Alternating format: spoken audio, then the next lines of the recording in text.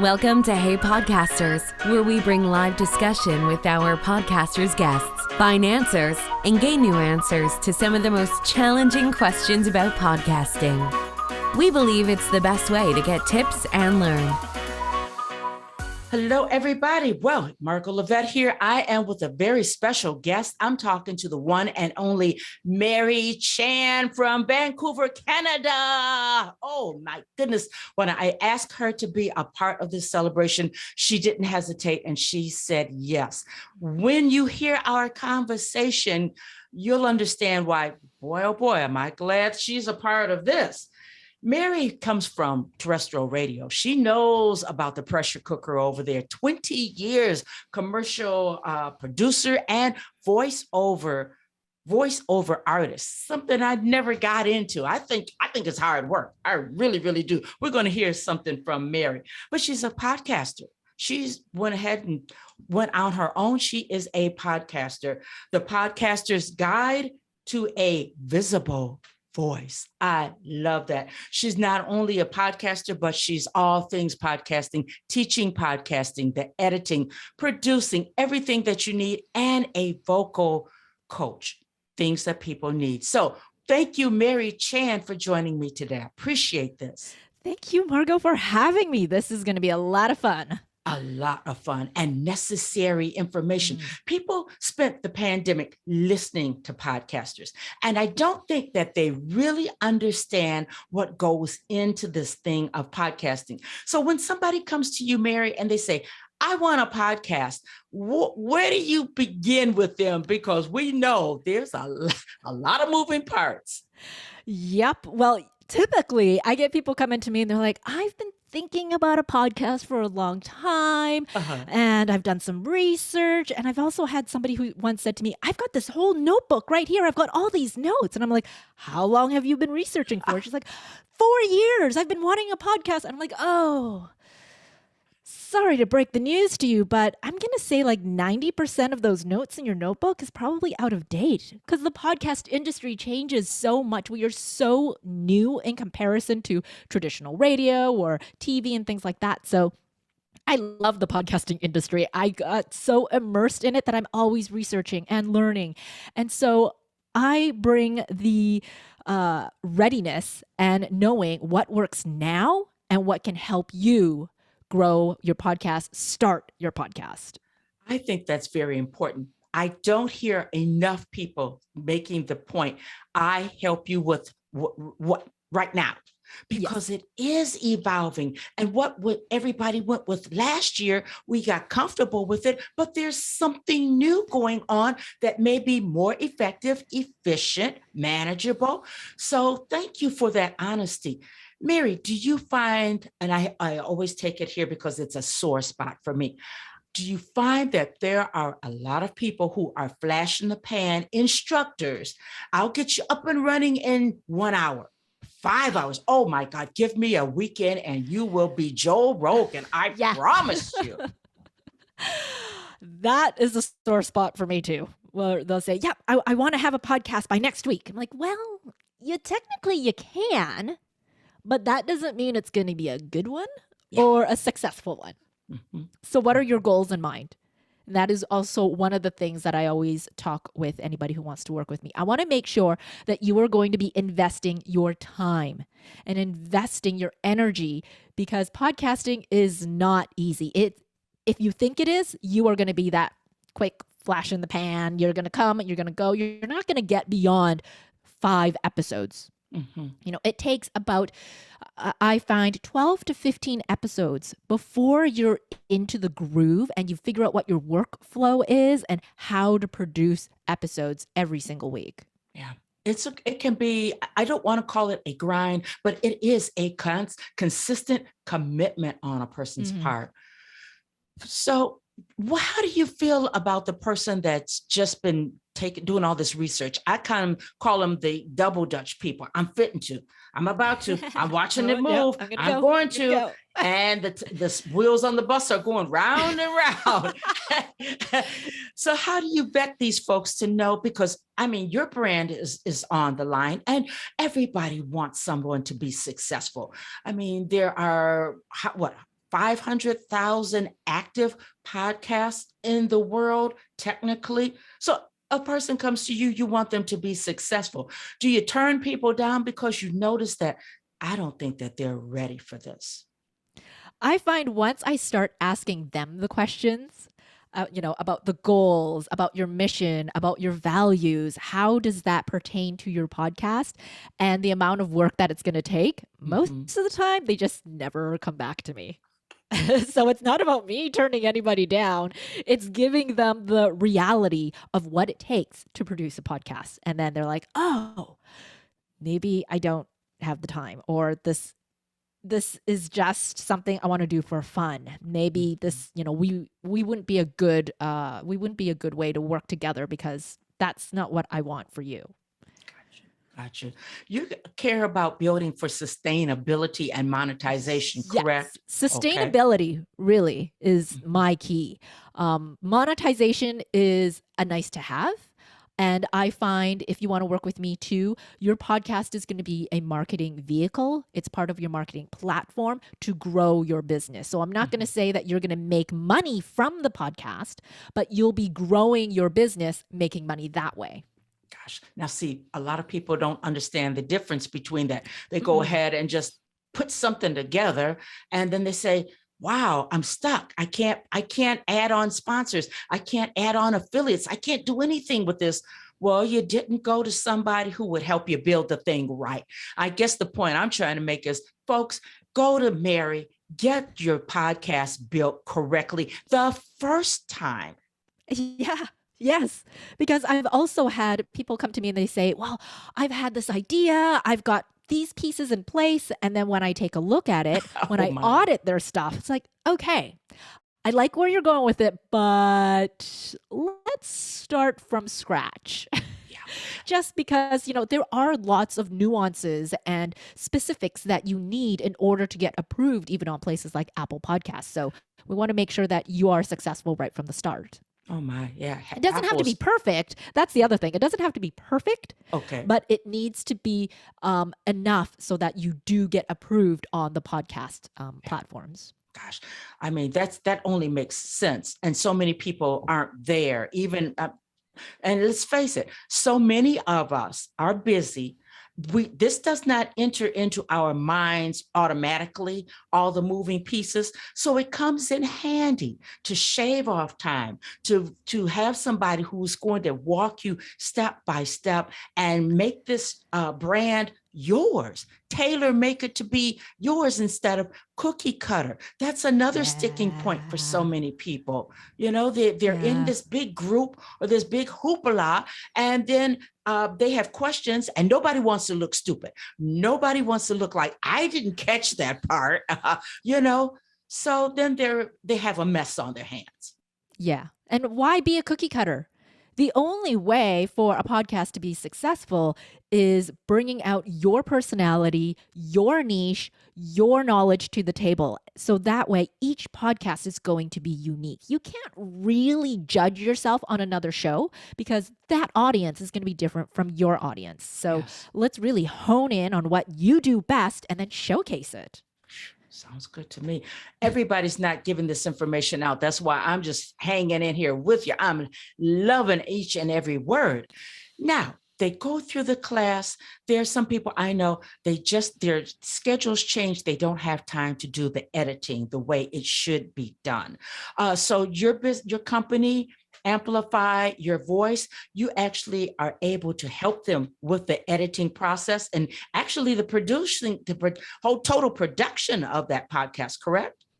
Yeah, with my company, Organized Sound Productions, we love to amplify people's voices. And so that's where you got that from. And because my background is in commercial radio, where I made commercials, I edited a commercial, I would direct voices, I would put in sound effects and music and layer on all the pieces. That's my bread and butter. That's why I started the business, because I was laid off from radio. Our entire creative department got downsized, and I'm like, what am I going to do with my life? Wow. So I started the business just for editing. And then I realized the launching pieces came along because so many people wanted to launch a podcast. But with the editing side, people sometimes they say, oh, well, I don't want to edit because I want it to sound natural. Yeah. But come on. If you've ever watched a Facebook Live or an Instagram Live, there are so many little things that could be taken out because it wasn't part of the content. Maybe you're wrestling your notes or you're trying to figure out what was that question I was going to ask again. And then there's this pausing. Like it's Yeah. just all awkward and it's not a great listener experience. There So, we go. what I do is to create that fluid, beautiful listener experience so that your listeners will come back each and every time. Because Oh if it's my. a strain for a listener to listen to your show, it gives them listening fatigue. It's too much effort. They're not going to come back to listen. So I Wow. want to make it sound as broadcast quality as possible. I know as independent podcasters, we don't have our own soundproof booths like at the radio station, but there are things that we can do to upgrade our sound to make sure that your listeners keep coming back because it's easy for them to listen to you. Mhm. Wow. See, I think that I know that you do some things that I don't do on my podcast, and I run it through Alitu, and we take it from there. But do you? So this is just on for my own knowledge. Do you ever host editing webinars or something like that? Because I mean, these pieces make or break. They build and they add and they subtract from our knowledge base if we're going to be serious about this. And do you ever just do those webinars, that type of thing? The thing with editing too, it gets a little intricate just because there are Mhm. so many different pieces of editing software. So one thing might not translate to another thing, and there's plugins and there's a lot of technical aspects to go along with it. So I don't do the webinars per se, but as part of my launch program, I teach you the basics and I teach you based on whatever software you will be using. Okay. Because using GarageBand is going to be different from Audacity, different from what you were using Alitu as well, right? So Mhm. when we work together on launching a show, that's when I can help you with the teaching of the basic editings to and recording, because it all starts from the recording. Because if it's garbage in, it's garbage out, right? Yeah, no matter what you Editing is do. not magician. It's not wizardry. Let's get that straight, because a lot of people, they think that you can just walk on water with something that's not good from the very beginning. Yeah. So, Yeah. And I kind of equate it like, when you take a picture on your phone mm, and if it's kind of blurry or somebody's moving too fast, it just gets that blurriness. You can't fix that. yeah, It's going to be blurry. And it's the same for audio. If you record in something where you're not close to the microphone or you're not even using a microphone, it's that blurry picture. There's no amount of work you can do to it to make it broadcast radio quality. got you. Uncle, you make so many good points, but you don't make it you don't make it so that people are not able to say, I can do that though. I can still go ahead and get a podcast. Now I have to grow into this and Yeah. reach for it, but I can do it. So I love how you are presenting this. This is what it is. This is where you can go. I come from broadcast. I know broadcast quality. This is where you can go with this, but start right here, right now. Yeah. And I always say start with what you have. Okay. Even something with like a microphone. If you already have a microphone, well, let's use it to its best potential. There are microphone techniques, there are room treatments that you can do. How you use your microphone will really affect how you sound as well. So let's teach you those basics instead of thinking, oh, I can't be a podcaster unless I have this very fancy microphone. No, Yeah. use what you have and start from there, because a podcast is going to be a learning journey. Every time you create an episode, you're going to learn something new. So then you take that piece of knowledge and you apply it to the next time you produce another episode. So by the Yes. time you hit your 100th episode, it's going to sound so different from your first episode. And that is totally okay, because it shows that you've grown, you've invested in your show, and that it means something to you. Oh my goodness, so many golden nuggets here coming from you, Mary. I knew this was going to be good. These things people need to know, and everyone is not giving this information out. All right, so we start with the mic that we have. We don't necessarily need a mixer and all of that fancy stuff, but there are things that you can teach people that they can do with their voice. You are a voice coach. Take us there, please. Yeah, so back in my radio days, I would have clients coming in who are like small business owners or even the radio DJs. They would have to read a script and they get behind a microphone and they start reading a script, reading. Or they're very nervous. It's the first time behind the microphone. They're like, I don't know how I'm going to sound. And then they turn out all squeaky sounding. And so it's just about bringing your voice to come alive with the passion that you already have, because you started this podcast for a reason, right? Yes. It is because you have a passion for saying something. So let's lock in to that passion and bring your body with it too. Because with your voice, it isn't just about the vocal cords here in your throat. It is about your entire body. So one of the best things that I always recommend for podcasters starting out is, if you can stand, I would recommend you standing. Don't sit in a chair, because then you're locking your body into one position. Yes. Where if you really want to be engaging with your voice, you need to be able to move your arms and move your body. And people don't talk standing still. People are more engaging when they can be more relaxed in themselves and move their body around. Oh my gosh, that is so very true. And I never think about it. Wait a minute, I'm telling myself, girl, you need to buy a new chair. No, I need to find something that's going to lift this up so that I can, this computer up so I can stand up. Yeah. That is a golden tip. Wow. I'm looking at the time, Mary, and I don't want to hold you up, but give us a parting. How do you feel about podcasting, where we're going? Is it oversaturated? What do you say to the person that wants, I'm going to, what do you say to that person? One last note. As the famous saying goes, just do it. Even if you don't work with someone, just do it. And if you're afraid about how it's going to sound, it doesn't have to go out into the public. How about just picking up your phone? Everyone's got one these days. Pretend it's your podcast. Record a voice note to yourself. Listen back. How do you like the way you presented yourself? What about the content that you're speaking about? What can you change or learn about your voice and how you're presenting your podcast just by practicing and doing it? Because that's what podcasting is all about. Just speaking up and speaking up every single time. Yes, yes.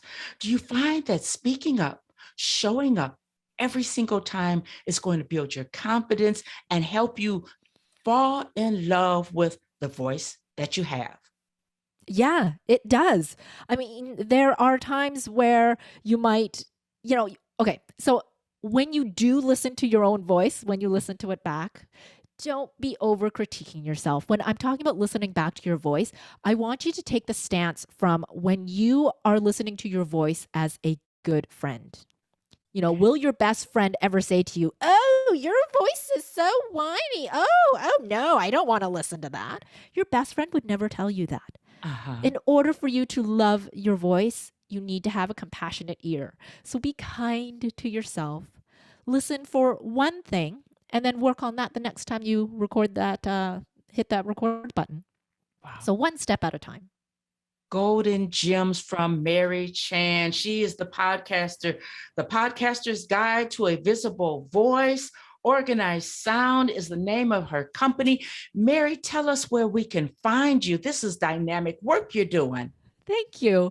Well, the Podcaster's Guide to a Visible Voice, you can find it at visiblevoicepodcast.com, or if you have your favorite podcast listening app, just search Visible Voice and I'll be right there. Oh, yeah. And good listening over there also. Excellent. I tell you, worthy of binge listening. Thank you. Oh, yes. Mary Chan, I appreciate this time. Thank you ever so much for helping us all grow as podcasters, investing in ourselves. And Thank you all for listening. I'll be back with another podcaster. We're celebrating podcasters. Bye-bye now. Thank you for listening to Hey Podcasters. That's it for this week's episode. Be sure to follow us in your favorite podcast app or connect with us on heypodcasters.com so that you don't miss our next episode. We wish you happy podcasting and see you in the next episode.